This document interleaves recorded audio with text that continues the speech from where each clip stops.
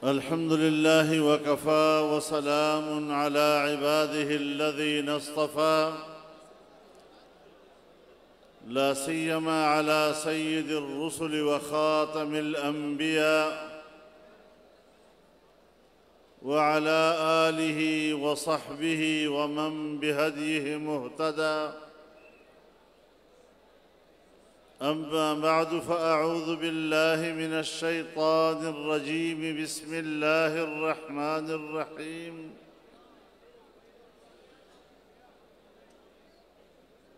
वमा मुहम्मदुन इल्ला रसूल क़द ख़लत मिन क़ब्लिहिर रुसुल अफ़इन मात औ क़ुतिला इंक़लबतुम अला अअक़ाबिकुम वमन यन्क़लिब अला अक़बैहि फ़लन यज़ुर्रल्लाह शैअन वसयजज़िल्लाहु शाकिरीन। सदक़ल्लाहुल अज़ीम।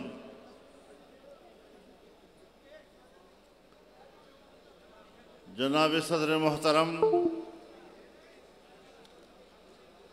स्टेज पर मौजूद अमायदीन उम्मत, हज़रात उलमाए किराम, मुअज़्ज़िज़ीन वतन, बुज़ुर्गान मिल्लत, सिंध धरती के और वादी मेहरान के मेरे मुजाहिद सपूतों, आज आपने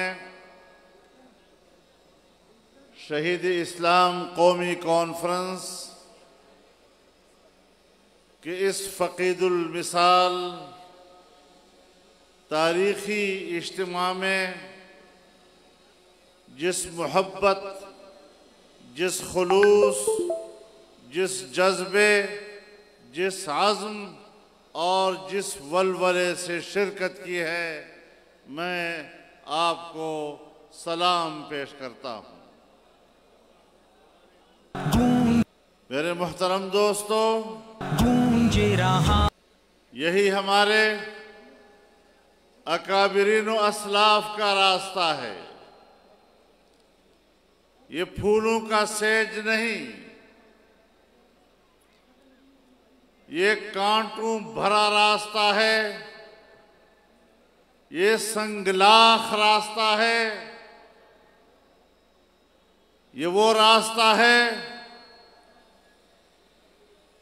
जिसे हमारे अकाबिर असलाफ ने अपने खून से आबाद किया है, जिसकी तज़यीन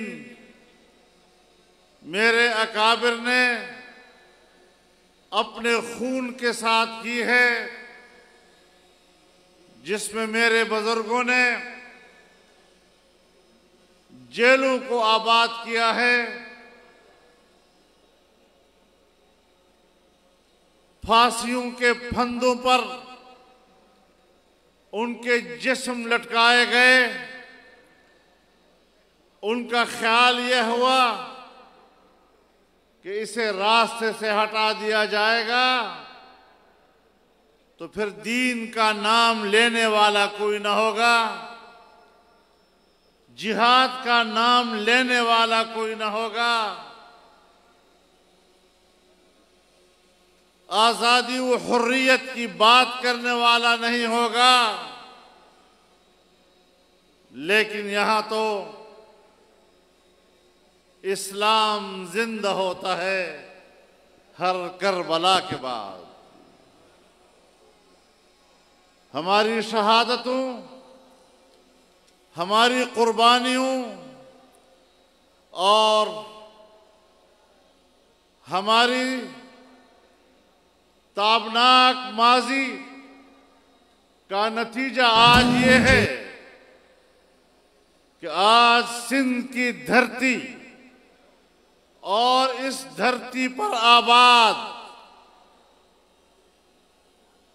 रोड रोशन ज़मीर लोग इस इज्तिमा के हवाले से ऐलान कर रहे हैं कि हमने डॉक्टर खालिद महमूद सोमरो का रास्ता छोड़ा नहीं है, हमने उसको आबाद किया है और हमने दुश्मन के इस बहीमाना जुर्म का बदला ले लिया है। और इंशाअल्लाह अब ये सिंध डॉक्टर के कातिलों का नहीं होगा, बल्कि अब ये सिंध डॉक्टर के भाइयों का होगा। नारे तकबीर! जिंदा है सोमरो, जिंदा है सोमरो। कल भी सोमरो जिंदा था, आज भी सोमरो जिंदा है। मेरे मोहतरम दोस्तों, जमीयत उलमा की तारीख आज़ादी वतन की तारीख है। आज़ादी वतन हमारे अकीदे का हिस्सा है। हमने कई सदियां इस वतन अजीज की आज़ादी के लिए कुर्बानियां दी हैं और आज भी मेरे दोस्तों इस वतन अजीज पाकिस्तान के लिए अज़्म करना है, फिर अज़्म करना है और फिर अज़्म करना है कि हमने इसको किसी बैनुल अक़वामी क़ुव्वत का कॉलोनी नहीं बनने देना, बल्कि इसे एक आज़ाद इस्लामी रियासत के तौर पर पूरी दुनिया के सामने मुतारफ कराना है। हमने इसे इस्लाम और शरीयत की शनाख्त देनी है, हमने इसे हुर्रियत की शनाख्त देनी है, हमने इसे आज़ादी की शनाख्त देनी है।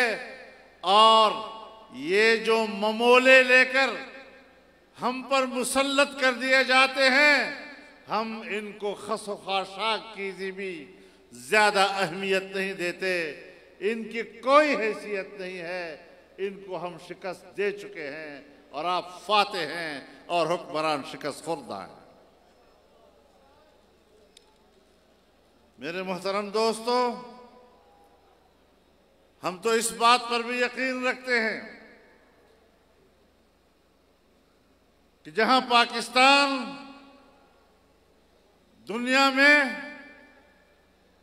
दुनिया के नक्शे पर एक रियासत की हैसियत रखता है, वहां पाकिस्तान के अंदर सूबे भी अपनी मुस्तकिल शनाख्त रखते हैं। हर सूबे के रहने वाले लोग अपने वसाइल के मालिक हैं।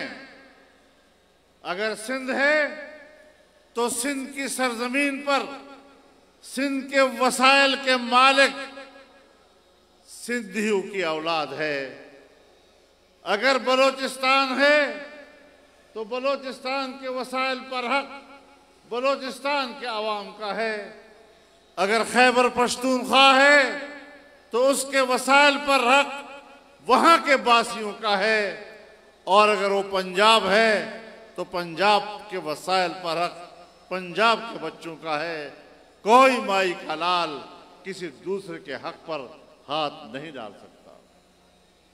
सबसे पहले आपको याद होगा, मैंने एक बड़े जलसे आम में सूबे सिंध के जज़ायर की बात की थी, बलोचिस्तान के समंदरी जज़ायर की बात की थी, और आज भी मैं ये बात कहना चाहता हूँ, उसका इआदा करना चाहता हूँ कि सिंध हो या बलोचिस्तान, समंदरी जज़ायर के मालिक वहाँ के अवाम हैं, वहाँ की कौमें हैं, और कोई भी उनके हक पर डाका डालने का हक नहीं रखता।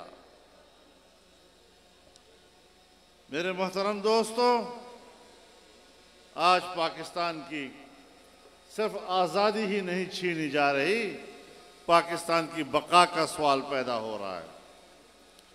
आप जानते हैं, और मैं आपको बता देना चाहता हूं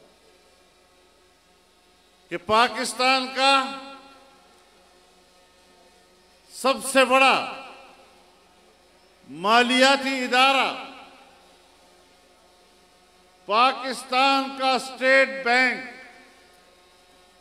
जिसके लिए मौजूदा जाली हुकूमत की जाली काबीना ने इस बात की मंजूरी दे दी है कि उसे बराह रास्त IMF के साथ वाबस्ता कर दिया जाए, उसके बाद ये पार्लियामेंट के सामने जवाबदेह नहीं होगा, ये अपनी हुकूमत के सामने जवाबदेह नहीं होगा, वो सिर्फ बैनुल अक़वामी मालियाती इदारे के सामने जवाबदेह होगा। और मैं आपको तारीख से आगाह करना चाहता हूं कि ये गलती अगर की थी तो सल्तनत उस्मानिया ने की थी। वो सल्तनत उस्मानिया ईरान के सरहदात से लेकर अरब और अफ्रीका तक उनकी हुकूमत थी, उनकी सैतरत थी, लेकिन उसने अपने मरकजी बैंक को जब आलमी मालियाती इदारों से वाबस्ता किया और फिर मुल्क के अंदर बहरान आए और उसको ये भी इख्तियार नहीं था कि अपनी ज़रूरतों के लिए इस मालियाती इदारे से रुजू कर सके, वहाँ से पैसा हासिल कर सके, उन्होंने इनकार कर दिया। मुल्क कमज़ोर हो गया, बगावतों ने सर उठाया और हर तरफ अफरा तफरी फैली। और फिर लॉरेंस ऑफ अरेबिया को मौका मिला कि उसने आकर अरब दुनिया से सल्तनत उस्मानिया का तख्त ताज ताराज कर दिया। ये मिसालें हमारे सामने मौजूद है। इक्तिसादी लिहाज से सोवियत यूनियन जैसे बहुत बड़ी सुपर ताकत, जब उसका इक्तिसाद गिर गया, आज वो अपना वजूद खो बैठा है। जो कुछ आज हो रहा है, ये पाकिस्तान की बका को दांव पर लगा रहे हैं। मेरे दोस्तों, इसको ला इलाहा इल्लल्लाह के नारे पर लाखों कुर्बानियों के नतीजे में हासिल किया गया था। हमारी बहनों और बेटियों ने अपनी इज्जतों और अपने नामूस की कुर्बानियां देकर इस वतन अजीज को हासिल किया था। आज कौन है जो बैरूनी इशारों पर पाकिस्तान की कुव्वत को कमजोर कर रहे हैं? ये है वो जंग जो मेरे अकाबिर ने लड़ी है और उनका कर्ज है हमारे ऊपर कि इंशाअल्लाह हम ये जंग लड़ेंगे। और मैं डॉक्टर खालिद महमूद सोमरो की शहादत की मुकद्दस खून की वसातत से ऐलान करता हूं कि इंशाअल्लाह पाकिस्तान की बका की जंग आखिरी कतरे तक लड़ी जाएगी। नारे तकबीर! हम लेके रहेंगे, हम लेके रहेंगे, हर हाल में लेंगे, हम छीन के लेंगे, है हक हमारा। मेरे मोहतरम दोस्तों, इस वक्त पाकिस्तान की मईशत की किश्ती डूब रही है, वो गर्काब होने के करीब है। और याद रखो, वैसे तो लोग समझते हैं कि रियासतों की बका का दारोमदार दिफाई कुव्वत पर है, लेकिन मैं एक तालिब इल्म की हैसियत से कहना चाहता हूं कि इस मुतमद्दन दौर में रियासतों की बका का दारोमदार माशी कुव्वत है, दिफाई कुव्वत की हैसियत सानवी है। हमारे मुल्क की मईशत को क्या हो गया है? हमारे पड़ोस में हिंदुस्तान की मईशत ऊपर को जा रही है, बांग्लादेश की मईशत ऊपर को जा रही है, इंडोनेशिया और मलेशिया तक मईशतें तरक्की कर रही हैं। चीन की मईशत इस वक्त अमेरिका की मईशत के मुकाबले में परवाज कर रही है और उड़ान भर रही है। ईरान की मईशत और उसके अंदर पाकिस्तान एक तन्हा वाहिद मुल्क है कि जिसकी सालाना कौमी पैदावार का तखमीना 0 से भी नीचे गिर गया है। ये हमारी हालत है। ऐसे लोग जब नाजायज रास्तों से आते नहीं, लाए जाते हैं, तो फिर मैं अलल ऐलान तारीख के सफ़हात पर ये अल्फाज सब्त करना चाहता हूं कि पाकिस्तान के वो इदारे जो पाकिस्तान के मुहाफिज बनने के दावेदार हैं और जिनकी ड्यूटी और जिनका वजीफा और जिम्मेदारी वतन अजीज की हिफाजत है, अगर ऐसे हुक्मरानों को धांधलियों के जरिए मुल्क के इक़्तिदार पर बिठाया जाता है तो पाकिस्तान की तबाही का जिम्मेदार एक इमरान नहीं बल्कि उस इमरान को लाने वाले उससे कहीं बढ़कर ज्यादा जिम्मेदार करार दिए जाते हैं।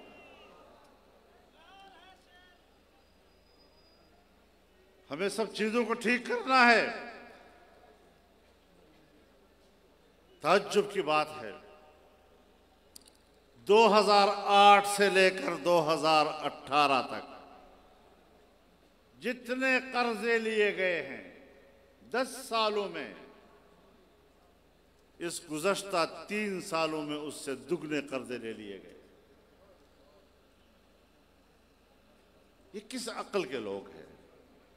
मेरे दोस्तों, अगर आपको मेरे अल्फाज याद हैं, मैंने 12-13 साल पहले ये कहा था कि इमरान खान पाकिस्तान की सियासत का गैर ज़रूरी अंसर है, और हमने उस वक्त भी कहा था कि ये बैनुल अक़वामी इक़्तिसादी इदारों का ऐसा नुमाइंदा है जो पाकिस्तान को उन इदारों के लिए गिरवी रखेगा, और आज उसने गिरवी रख दिया।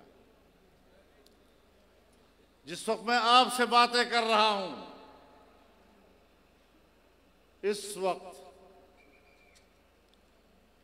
$1 के मुकाबले में पाकिस्तानी रुपया की कीमत 179 रुपए हो गई है। 179 कहां पहुंचा दिया इन्होंने हमें? हमारे इस खित्ते के किसी भी मुल्क के सिक्के की आप कीमत मालूम करें, पाकिस्तान सबसे ज्यादा बुरी हालत में है। हमारी मईशत को तबाह कर दिया इन लोगों ने। आज मसला ये नहीं कि इमरान खान ने मुल्क की मईशत को तबाह बर्बाद कर दिया, उसका बट्टा बिठा दिया। चैलेंज ये है कि अब कौन आएगा जो इसको उठा सकेगा। मसला ये है, चैलेंज अब ये है कि किस तरह इस मुल्क की मईशत को दोबारा उस मकाम पर ले जाया जा सकेगा जब आपकी मईशत बेहतर थी। हिंदुस्तान आपसे तिजारत करना चाहता था तो उस वक्त भी बीजेपी की हुकूमत थी और वाजपेयी हिंदुस्तान का वजीर आजम था, लेकिन वो बस में पाकिस्तान आया और मीनार पाकिस्तान पर खड़े होकर उसने पाकिस्तान को एक हकीकत के तौर पर तस्लीम किया, एक पड़ोसी के तौर पर तस्लीम किया, इसलिए कि आपकी मईशत मजबूत थी, वो आपसे कारोबार करना चाहता था। आज भी हिंदुस्तान में उसी बीजेपी की हुकूमत है, लेकिन आज उसका रवैया क्या है? मोदी का रवैया क्या है हमारे साथ? कितना जारहाना है? और फिर मोदी के मुकाबले में हमारा रवैया क्या है? इमरान खान हुकूमत में नहीं आया था और बाद में भी जब हुकूमत में नहीं था तो उसने कहा कश्मीर का हल अक़वाम मुत्तहिदा की करारदादें नहीं है, हमें कश्मीर को 3 हिस्सों में तकसीम कर देना चाहिए।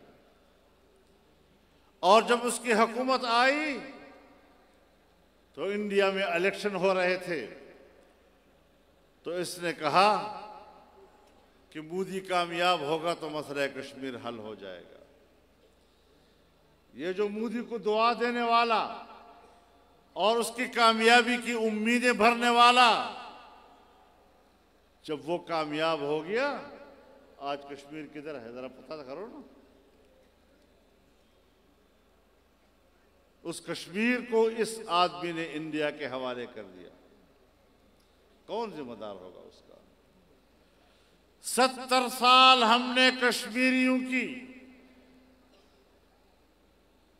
आजादी के नाम पर सियासत की दुनिया में हमने उनके खून को बेचा, हमने उनकी कुर्बानियों को बेचा, हमने उनकी माओं और बहनों की इज्जत और नामूस को बेचा, और आज इसके बावजूद वहां कुछ भी हमने मुफ्त में उसके हवाले कर दिया है। यही कुछ करना था तो कश्मीरियों को इन आजमाइशों से क्यों गुजारा? इतनी बड़ी मुनाफिकत दुनिया में कोई हुक्मरान किसी कौम के साथ नहीं कर सकता जितना कि इस इमरान खान की हुकूमत में हमने कश्मीरियों के साथ किया।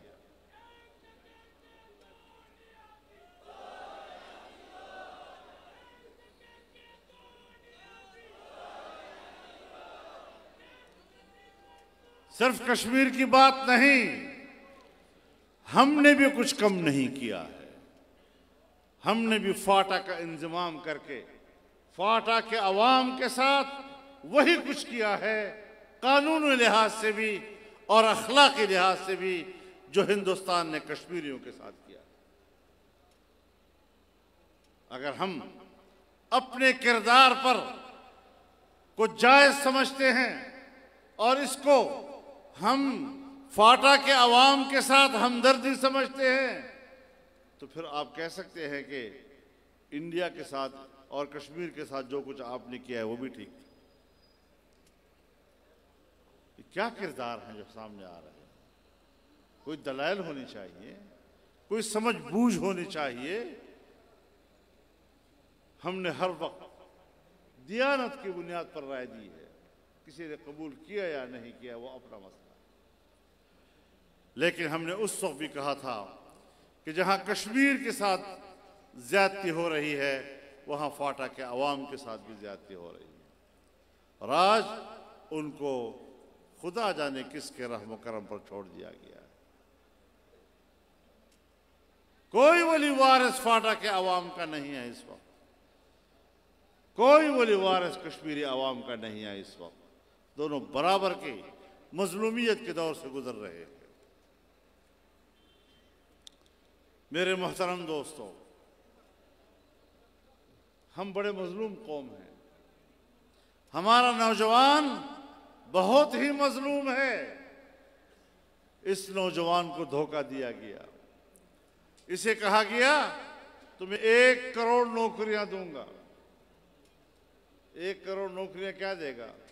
50 लाख तो उनसे नौकरियां छीन ली, बेरोजगारी पैदा कर।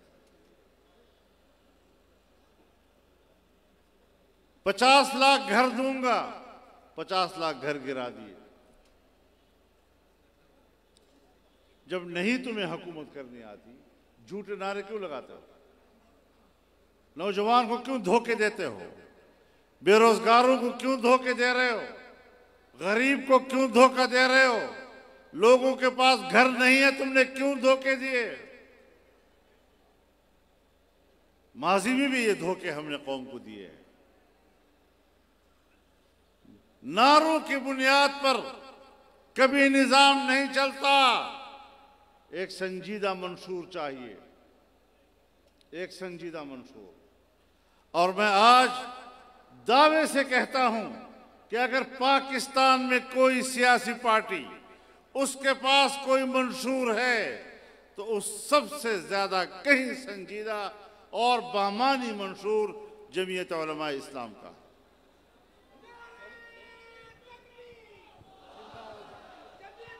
नारे तकबीर! जिंदा है जमीयत, जिंदा है जमीयत, मदनी की जमीयत, मुफ्ती की जमीयत। मेरे मोहतरम दोस्तों, आप कहां रह रहे हैं? आज इस वक्त आपका पार्लियामेंट यरगमाल है।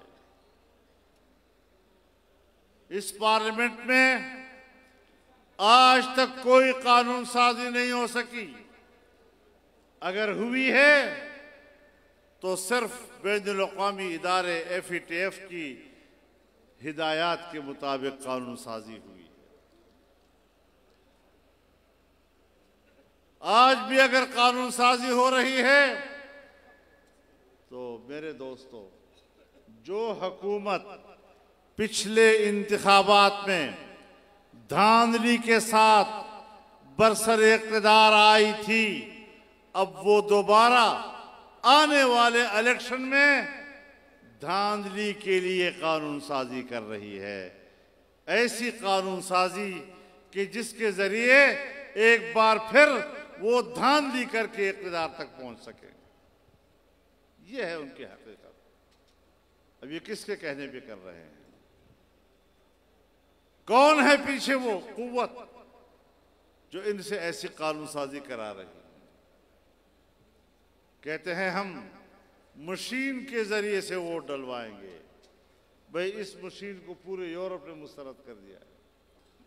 इस मशीन को इस वक्त इंडिया मुस्तरद कर रहा है, जिसको दुनिया मुस्तरद करती है कि ये मुनसिफाना और शफाफ इंतखाबात का जरिया नहीं है। आज हम धांधली के लिए उसको अपना रहे हैं। और मैं पाकिस्तान की फौजी कुव्वत को भी कह देना चाहता हूं कि लोग क्या कह रहे हैं। लोग कहते हैं EVM यानी इलेक्ट्रॉनिक वोट मशीन। अब लोग कहते हैं ये इलेक्ट्रॉनिक वोट मशीन नहीं है, ये इलेक्शन वाई मिलिट्री है। मेरी फौज को कितना बदनाम कर दिया गया, मेरी दिफाई कुव्वत को क्यों बदनाम किया गया। कुछ उसमें उसके अपने जर्नलों का भी किरदार था, जिन्होंने अपने ताकत के घमंड में वो गलतियां की कि जिसकी सजा आज मेरे पाकिस्तान का इदारा भुगत रहा है। क्यों आकर, क्यों ये ज्यादती हमारे साथ की गई? याद रखो, फौज का इदारा जर्नेल का इदारा नहीं, फौज का इदारा कौम का इदारा है। हम समझते हैं ये जर्नेलों का इदारा है।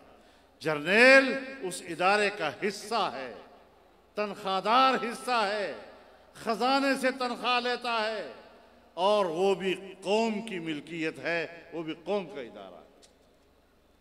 लिहाजा कौमी इदारे में किसी एक फर्द को खियानत की इजाजत नहीं दी जा सकती। मेरे मोहतरम दोस्तों, जैसे हमने वतन अजीज की बात की, हम इंसानी हुकूक की बात करते हैं। आज अमेरिका भी इंसानी हुकूक की बात करता है। अफगानिस्तान में 20 साला जंग के शिकस्त के नतीजे में आज वो कहता है कि हम तालिबान हुकूमत को, अमारत इस्लामिया को तस्लीम करेंगे, बशर्ते के वो अफगानिस्तान में इंसानी हुकूक को तहफ़्फ़ुज़ दे, ख़वातीन की तालीम को तहफ़्फ़ुज़ दे। मैं उनसे पूछता हूँ कि कौन से इंसानी हुकूक? वो इंसानी हुकूक जिसका मुजाहरा तुमने ग्वांटानामो बे में किया था। इंसानियत को तुमने जिस तरह जलील किया, यहां तक कि जनेवा के कैदियों के हुकूक के जुमरे में आपने कहा ये लोग नहीं आते, और आपने उन पर मजालिम किए। आपने समंदरों के अंदर खड़े अपने बहरी बेड़ों में जो इंसानी हुकूक का कत्ल किया, आज वो जेलें जो बगराम में थी, वो जेलें जो शबरगान में थी, आज वो अमारत इस्लामिया के कब्जे में आई हैं, आज खाली हो चुकी हैं। कैदी वहां नहीं है, लेकिन आज भी उस खाली जेल को देखते भी रोंगटे खड़े हो जाते हैं कि 20 साल इन उकूबत खानों में तुमने इंसानियत के साथ क्या किया था।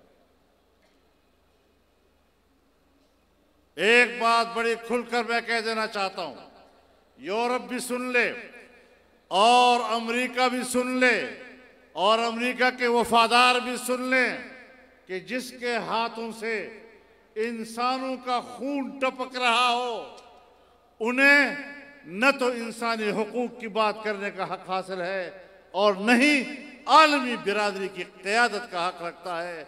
अमेरिका आज इस शिकस्त के बाद कम से कम मेरी नजर में दुनिया का सुपर ताकत नहीं रहा। नारे तकबीर! जो अमेरिका जो यारा, जो अमेरिका जो यारा। मेरे मोहतरम दोस्तों, आज जो हमारे पार्लियामेंट में कानून साजियां हो रही हैं, जिस तरह वक्फ अमलाक के हवाले से कानून साजी की गई, जिस तरह घरेलू तशद्दुद के नाम पर कानून साजी की गई, ये मेरे नज़दीक वो आम अल्फाज होते हैं कुरान और सुन्नत से मुतसादिम की बात नहीं है। मैं शरीयत इस्लामिया का एक तालिब इल्म होने के नाते से वाज़े तौर पर कहता हूं कि ये कुरान और सुन्नत का इनकार है। छोटे बच्चे का 18 साल से कम उम्र का इस्लाम कबूल नहीं होगा, उन्हें मुसलमान नहीं कहा जाएगा। एक ज़माने में यहाँ मेरी बड़ी अच्छी गपशप होती है आसिफ अली जरदारी साहब के साथ, तो मैंने उनसे कहा कि आपके वालिद हैं हाकिम अली, आप हैं आसिफ अली, आपके वज़ीर आला हैं कायम अली, दूसरा वज़ीर आला है इमदाद अली, ये सारे अली अली अली अली अली मिलकर जरा सोचो तो सही कि हजरत अली ने किस उम्र में ईमान लाया था। कम से कम अपने नाम के जो तुमने हजरत अली का एक हिस्सा रखा हुआ है, उससे तो हया कर लो। जिन्होंने 10 साल की उम्र में इस्लाम कबूल किया था, तो क्या पहले आपकी नजर में मुजरिम हजरत अली था? या नाऊज़ बिल्लाह नाऊज़ बिल्लाह नाऊज़ बिल्लाह रसूलुल्लाह सल्लल्लाहु अलैहि वसल्लम पर इल्ज़ाम लाएं कि उन्होंने 10 साल में एक शख्स को क्यों उनका इस्लाम कबूल किया। ये जहालत है, जहालत। इन जाहिलों से हमें वास्ता पड़ रहा है। कुछ तो अक्ल होनी चाहिए। और ये मामले चले गए हमारे कौमी असम्बली तक, जाली असम्बलियों तक। अब इन जाली इदारों के अंदर कुरान करीम मर्द और औरत और इंसानी मुआशरे में मर्द और औरत के किरदार का जो तस्वुर पेश करता है, ये कानून बिल्कुल उसके बरअक्स है। कुरान मर्द के जिस किरदार का तयन करता है, ये कानून वो किरदार औरत को देता है, और जो किरदार औरत का मुतयन करता है वो इस कानून में मर्द को मिल रहा है। इस तरह का तज़ाद सिवाय इसके कि हम मगरिब के दबाव में आकर कानून साजी कर रहे हैं। या अय्युहल्लज़ीना आमनू इन तुतीउल्लज़ीना कफरू यरुद्दूकुम अला अक़ाबिकुम फतनक़लिबू खासिरीन। अगर तुम काफिरों की पैरवी करोगे तो वो पसपाई की तरफ तुम्हें धकेल देंगे।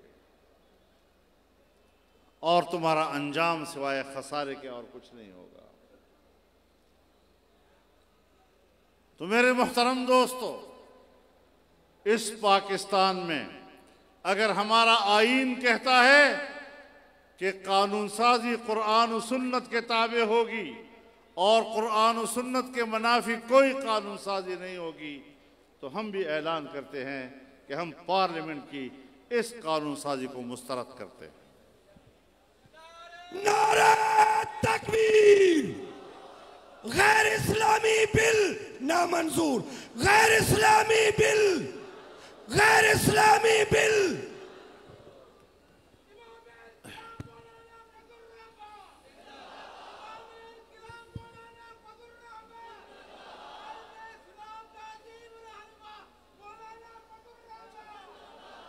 मैं तमाम सियासी जमातों के अकाबिरीन से भी इंतहाई अदब से अर्ज करना चाहता हूं कि हमारे पूरी कौम के बीच में आईन एक मुआहिदे की हैसियत रखता है, एक मीसाक मिल्ली की हैसियत रखता है। आपको इस मीसाक मिल्ली का एहतराम करना होगा। सिर्फ इक़्तिदार और सिर्फ इक़्तिदार, और जैसे कैसे इक़्तिदार, और फिर इक़्तिदार में आने के बाद अपनी मर्जी की हुक्मरानी, अपनी मर्जी की कानून साजी, अब इसके बाद ये नहीं चलेगा इंशाअल्लाह। ये मुल्क तब रह सकता है जब हम सब आईन के दायरे में रहते हुए जिंदगी गुजारेंगे। हमारे हुकूक का फैसला आईन की रूह से होगा। हमारी कानून साजी कुरान और सुन्नत के ताबे होगी, वरना फिर कानून साजी जिहालत के ताबे होगी। तुम हजार दफा कहो कि जदीद दौर के तकाजे और जदीद दौर के ताल्लुकात और जदीद दौर की हमारी मजबूरियां, लेकिन याद रखो हम 22 करोड़ अवाम की इतनी बड़ी आबादी को किसी बैनुल-अक़वामी क़ुव्वत का गुलाम नहीं बनने देंगे। हमारे मालियाती इदारे आज़ाद होने चाहिए, हमारे अंदर खुददारी होनी चाहिए। हम जिस सिमत में जा रहे हैं, हमने इस सिमत को तब्दील करना है और इंशाल्लाह होगा। आप गवाह हैं सिंध के लोग। 20-30 साल पहले सिंध के अंदर यह शऊर नहीं था। आज जमीयत उलमा की मुसलसल मेहनतों ने एक नया शऊर दिया है इस कौम को, और यही सूरत हाल पूरे मुल्क में है। इंशाअल्लाह इसी हिम्मत और इसी आज़म के साथ आगे बढ़ेंगे तो पाकिस्तान की इस्लामी शनाख्त को पूरी दुनिया से मनवाएंगे। मेरे मोहतरम दोस्तों, हम इदारों का भी एहतराम रखते हैं। हम अदलिया को अपने वतन का इदारा समझते हैं, लेकिन आज हमारे अदलिया के फैसलों को अदल व इंसाफ के मेयार से क्यों नहीं देखा जा रहा? क्या वजह हो गई है? हाई कोर्ट और सुप्रीम कोर्ट के 4 जजों के बयानात, ये खुद इस अदलिया के किरदार पर एक सवालिया निशान है। हमसे क्यों गिला करते हो? शहीद शाहिद मिन अहली, इनके अपने घर से उनके ऊपर गवाहियां आ गई हैं। ये नेब, ये मेरा एहतसाब करेगा जिसके बारे में वाज़ेह चीजें आ गई हैं कि नेब के जरिए सजाएं देना भी पाकिस्तान की सियासत का हिस्सा था, एहतसाब का हिस्सा नहीं था। इसीलिए तो हमने कहा कि एक हम हैं कि इंशाअल्लाह नेब हमें नहीं छेड़ सकता, वरना मुंह की खानी पड़ेगी। नारा तकबीर! ललकार है, ललकार है, यलकार है, यलकार है, कैद तेरी जुर्रत को। इंशाअल्लाहुल अज़ीज़ पूरे वक़ार के साथ, पूरे इज्जत और एहतराम के साथ, लेकिन पूरे जोश और जज्बे और अज़्म के साथ हमने इस सफ़र को आगे जारी रखना है। ये डॉक्टर खालिद के खून का हमारे ऊपर कर्ज है, और इंशाअल्लाह मैं दुआ करता हूँ उनके शहजादों को, राशिद और नासिर को, अल्लाह उनके पूरे ख़ानदान को अपने दीन के लिए कबूल फरमाए और उनकी कुर्बानियों को जिस तरह उन्होंने आज एक कबूलियत का रंग दिया है, खुदा उनकी मेहनतों को कबूल फरमाए। तो ये आज़म है कि हम इकट्ठे चलेंगे या नहीं और आगे बढ़ेंगे या नहीं। आज तो आप एक जलसे में इकट्ठे हैं, यहाँ से जाएंगे, आपने अपने यूनिटों में जाना है, अपने देहातों और महल्लों में जाना है और जमीयत उलमाए इस्लाम का पैगाम और अपनी कुर्बानियों का पैगाम आपने घर घर तक पहुंचाना है। जिस मेहनत से आप आगे बढ़ेंगे, इंशाअल्लाह ये पाकिस्तान में इनकलाब का पेशखैमा साबित होगा। अल्लाह हमारा हामी व नासिर हो। व आखिर दावाना अनिल हम्दुलिल्लाहि रब्बिल आलमीन।